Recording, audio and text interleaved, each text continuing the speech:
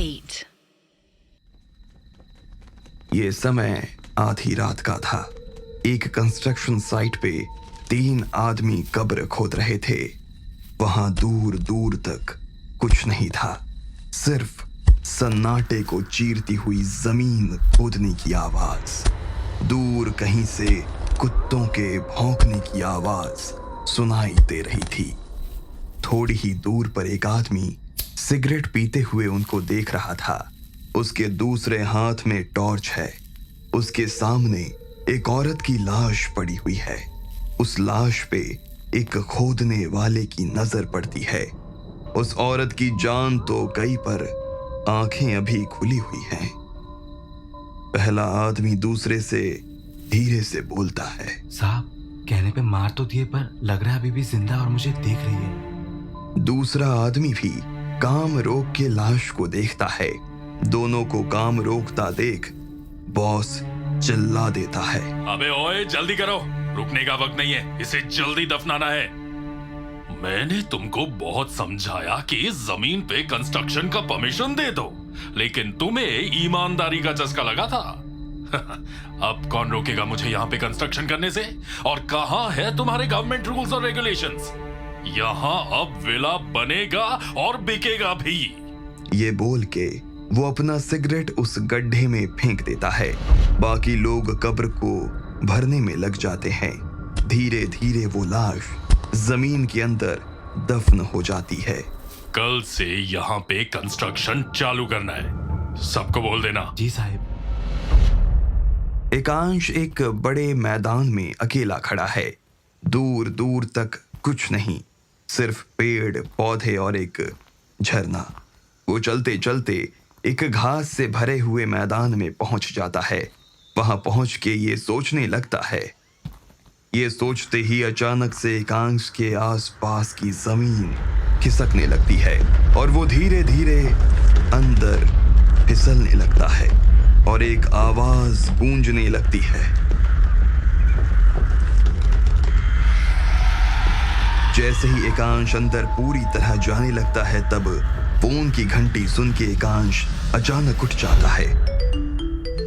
पसीने से लथपथ डरा हुआ एकांश फोन की तरफ देखता है। हाँ, फिर से एक डरावना सपना। पता नहीं ये कब बंद होंगे।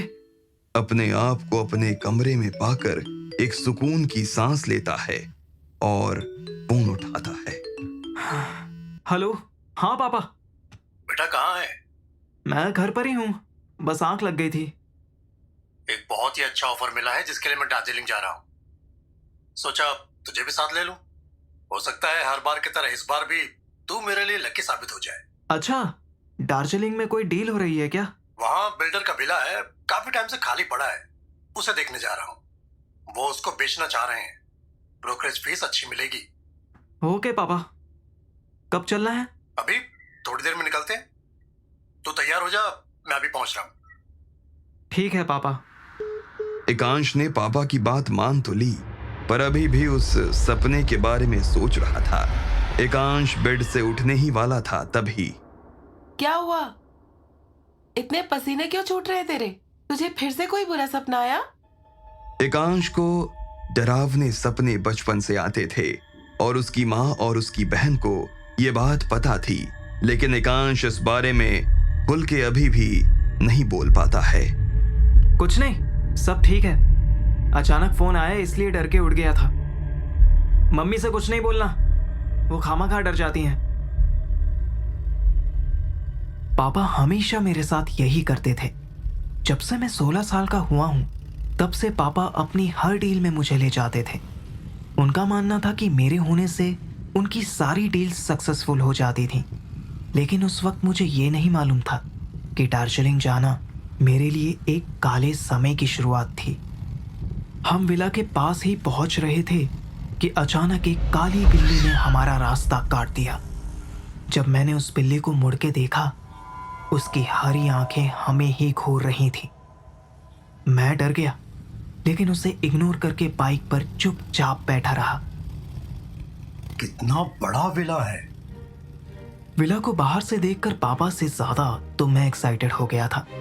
विला इतना आलीशान और सुंदर दिख रहा था, मानो जैसे कोई उसकी सालों से देखभाल कर रहा हो।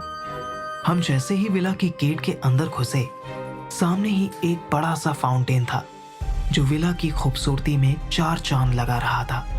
और राइट साइड में विला का इतना बड़ा आंगन था जैसे उसमें क्रिकेट फुटबॉल खेल सकते हो। विला का दरवाजा इतना बड़ा जैसे वो राजमहल का दरवाजा हो। और फिर हम अंदर गए। दरवाजे पे कदम रखते ही मुझे अजीब सा लगने लगा। हवा में एक भारीपन था। ऐसा लग रहा था जैसे हवा से गुजरना मुश्किल हो रहा था।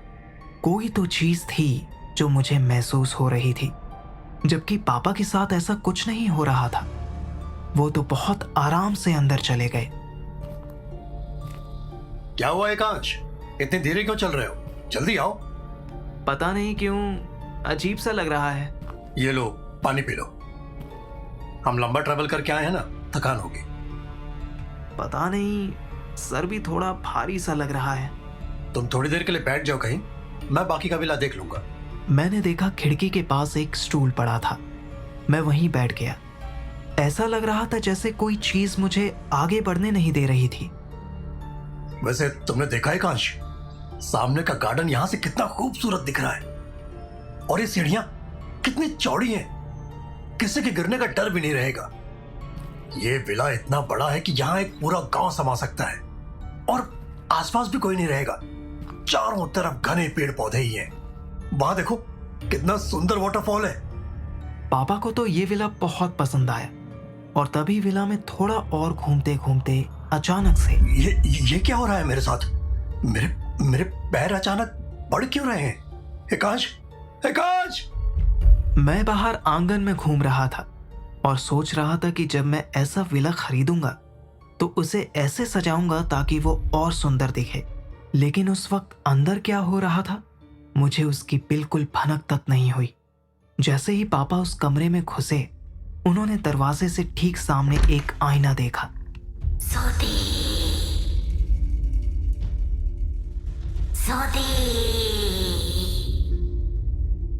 तुम्हें इस जगह को खरीदना होगा।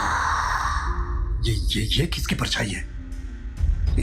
इस कमरे में तो कोई नहीं है। इसे मेरा नाम कैसे पता? कौन है यहाँ? एकांश, अपनी मस्ती बंद कर दो, वरना तुम्हारे लिए अच्छा नहीं होगा। मेरी तरफ देखो।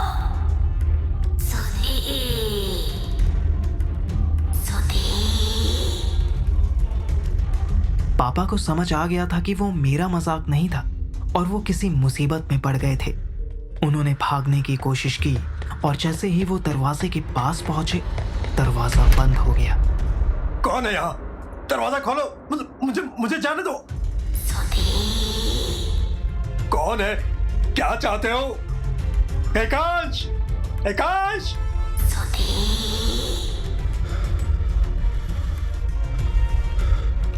पापा ने थोड़ी सी हिम्मत जुटा के आईने की ओर देखा, लेकिन उन्हें कोई नहीं दिखा। फिर भी उन्हें उस ओर से आवाज सुनाई दे रही थी।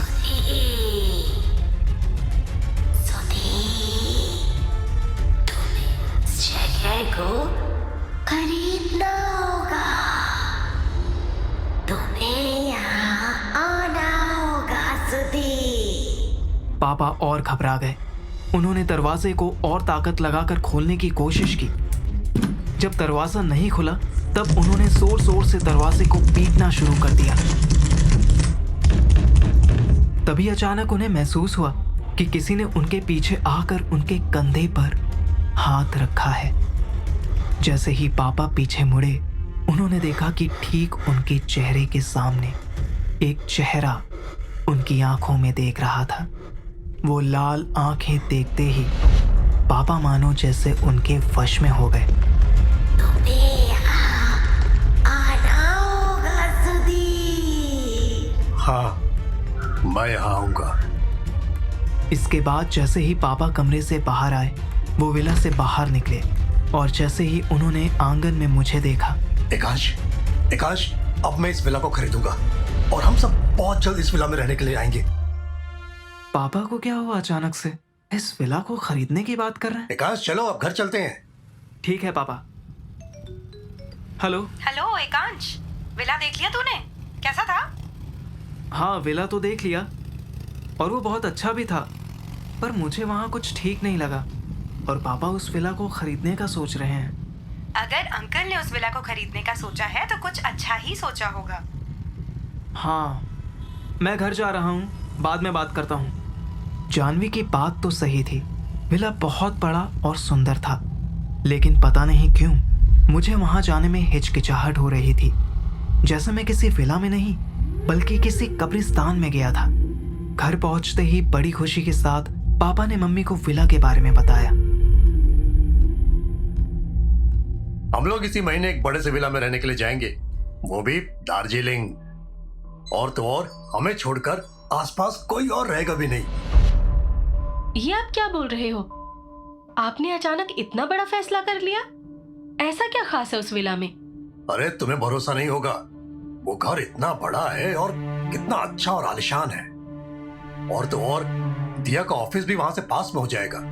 लेकिन इस तरह घर को छोड़कर कहीं और जाना बहुत दिक्कत होगी। कुछ दिक्कत नहीं होगी, सब बड़े आराम से हो जाएगा। जो भी हो, मेरे लिए तो अच्छा है। मैं अपने सभी मायके वालों से मिलती रहूंगी। ये सब बातों में बहुत वक्त गुजर गया था और सोने का वक्त हो चुका था। दीदी बस सोने ही वाली थी कि मैं उनके कमरे में पहुंच गया। मैं एकदम गहरी सोच में डूबा हुआ था। क्या हुआ एकांश? तू किस सोच में डूबा हुआ है? दीदी पता नहीं क्यों, मैं जब पापा के साथ विला देखने गया था, मुझे वहां कुछ अजीब सा महसूस हुआ। एकांश, तूने वैसी जगह को पहली बार देखा है, इसलिए ज्यादा मत सोच। और उसी वक्त दूसरे कमरे में मम्मी पापा से बात कर रही थी। उस विला को खरीदने के लिए तो बहुत पैसे चाहिए। कहाँ से आएंगे इतने पैसे? हाँ वो तो है, और अब तो आसपास किसी नई प्रॉपर्टी का कंस्ट्रक्शन भी नहीं हो रहा कि जल्द से जल्द उसके फ्लैट्स को बिकवा कर पैसे अरेंज कर पाऊं।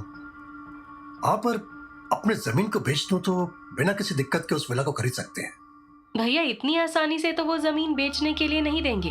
तुम्हारी बात तो सही है, कैसे बोल सकता हूं कि उन्होंने सालों से मुझसे बात तक नहीं की जमीन की वजह से, पर कुछ ना कुछ बंदोबस्त तो करना ही होगा।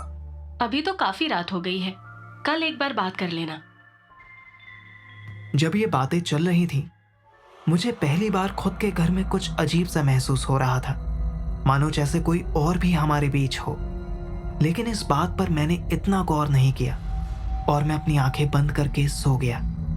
तभी मैंने एक बेहद डरावना सपना देखा। मुझे जाने दो, मुझे छोड़ दो। एकांश, उठो। तुम इतनी आवाज क्यों कर रहे हो? किसे छोड़ने को बोल रहे हो? दीदी, वो हमारे साथ है। दीदी, वो हमें नहीं छोड़ेगी। वो कौन? मुझे सपने में वो विला दिखा जहां वो थी। उसने हम सबको वश में करके हमें उस विला में बंद करके रखा था। पता नहीं कैसे मैं उसके वश से बाहर हुआ तो देखा फोन बज रहा था।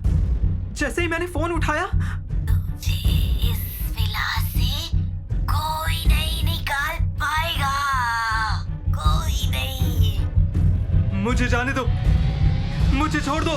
एकांश, एकांश, कोई नहीं है, वो एक सपना था। दीदी, मुझे बहुत डर लग रहा है। एकांश, वो बस एक सपना था। रुक, मैं पानी लेकर आती हूँ। उस सपने की वजह से मैं उस रात सो नहीं पाया और अगला दिन भी उसी सोच में निकल गया। और फिर अगली रात ठीक उस सपने की तरह रात के 2:59 पर हॉल के टेलीफोन की घंटी बजी। वो घंटी धीरे धीरे और तेज होती जा रही थी। दीदी उठो ना, दीदी। क्या हुआ एकांश? दीदी कॉल आ रहा है, बिल्कुल मेरे सपने की तरह, ठीक 3 बजे। मुझे कोई फोन की आवाज नहीं आ रही है यार। दीदी को बेल नहीं सुनाई दे रही थी। मैं करता भी तो क्या, बहुत हिम्मत जुटाकर मैं हॉल में आया। तभी अचानक पीछे से आवाज आई। जल्दी देख एकांश, पता नहीं कौन इतनी रात के इतने कॉल किए जा रहा है। जैसे ही मैंने देखा कि पापा मेरे पीछे हैं तो मुझे राहत मिली। हाँ पापा। जब मैंने वो कॉल उठाया तो मुझे एकदम भारी आवाज सुनाई दी। हेलो। एकांश को अचानक वो डरावना सपना याद आया और वहीं उसके पैर रुक गए। इस विला से उस सपने का क्या ताल्लुक है उसे पता नहीं चला। उसे मन ही मन डर लगने लगा।